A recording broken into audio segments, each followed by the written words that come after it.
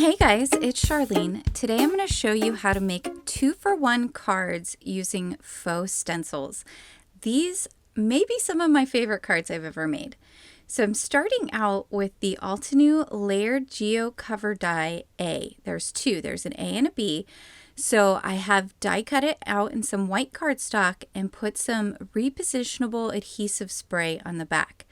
Now I've adhered it to an A2 size card panel, so it's 4 1/4 by 5 1/2.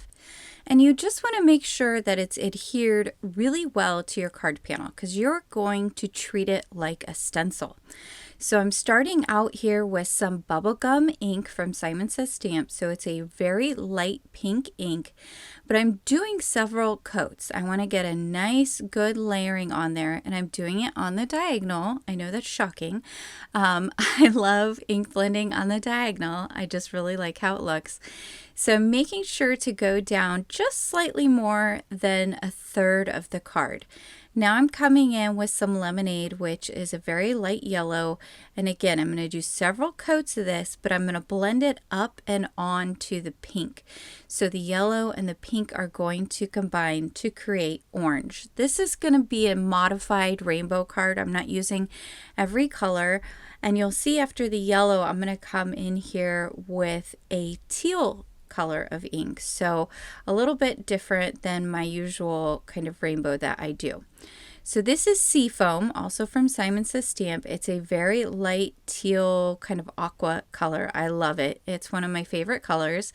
And again, coming up about 1/3 of the card, and you can see I'm always starting on the edge and bringing my brush onto the cardstock.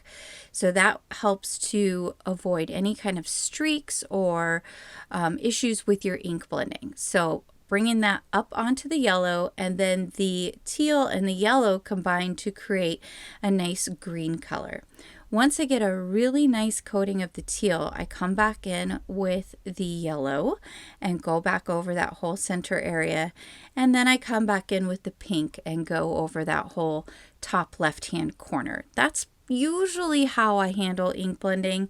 I will go all the way across my card panel and then all the way back when I'm doing some type of rainbow like this. And I find that gives me a good amount of ink, a nice amount of blending, and it ends up looking really nice. So when this peels off, look at that, guys. It looks so cool. But keep it. Keep your die cut. Now we're going to use die B, and you can see this is a similar geometric style of cover plate die, and again using that repositionable spray, and you just want to make sure to get it down there really well. And I did the exact same ink blending. How cool did that look?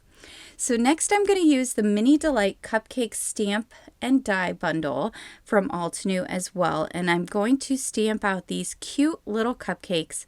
Now these are layering stamps, which Altenew does really well. They make a lot of different layering stamps. I like them a lot. I like to use my MISTI. Some people like to use acrylic blocks. I like to use my MISTI so that way if I want the color to be a little bit darker, I can double stamp. So on the 2 different teals I used Seafoam and Surf. I double stamped those. But then for the cake layer, I used Latte, and I just did a single stamping. For the pink frosting, 2 of the Bubblegum, but then for the detail kind of shading layer here, I just did 1 stamping, and that is with the color Sweets. So you get this cute little pink cupcake. I did do 2 of those. And then I'm also going to do 2 of these sentiment stamps, which this says "You are the best," and so it's kind of a non-traditional birthday greeting, but I wanted to make these birthday cards but potentially be able to use them for something else as well, so I thought it worked well. Now I'm going to glue my card panel that we first made onto an A2 size card base. You could do side fold or top fold, whatever you prefer. You just want to make sure that gets adhered down really well. And I saved the inner circle from the die cut from the bead cover plate die. And I'm using that with some foam adhesive, and I'm popping that up in the center of the card. I'm also popping up the cupcake on top of there with some foam adhesive. I use some foam squares, so they're not terribly thick.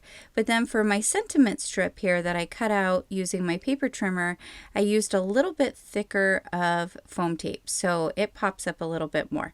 You could glue those directly to the card if you wanted to have something that had a little bit less dimension so it went through the mail better.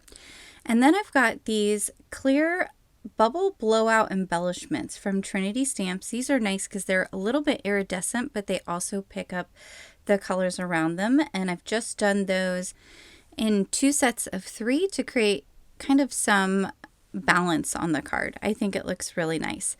So for the second card, I told you this is a 2-for-1. I have that ink blended die cut. And to the center circle, this is the B die cut. I'm putting some liquid adhesive around the back and I'm gluing down a piece of silver glitter paper. This is just going to add a little bit of shimmer and shine to the center of the card. It's going to look really nice behind the cupcake.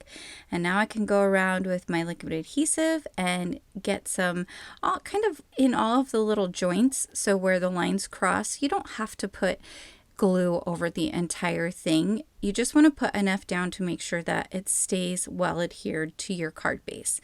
And so I'm applying the card base there, and it should fit perfectly since it's a cover plate die. And then I'm going to bring in the die A die cut, and I'm going to glue that on top of this one. So these dies are really fun because you can use them together or separate.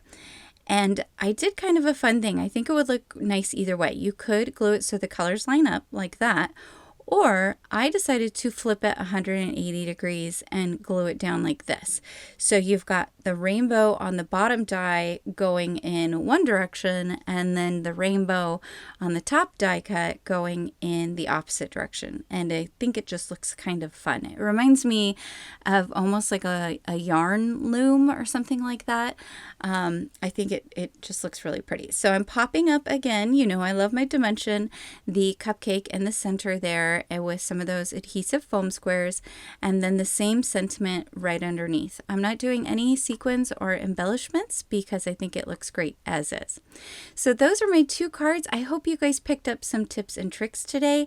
Please be sure to like and subscribe, as well as hit that notification bell so that I can continue bringing you more crafty content in the future. Until next time, happy crafting.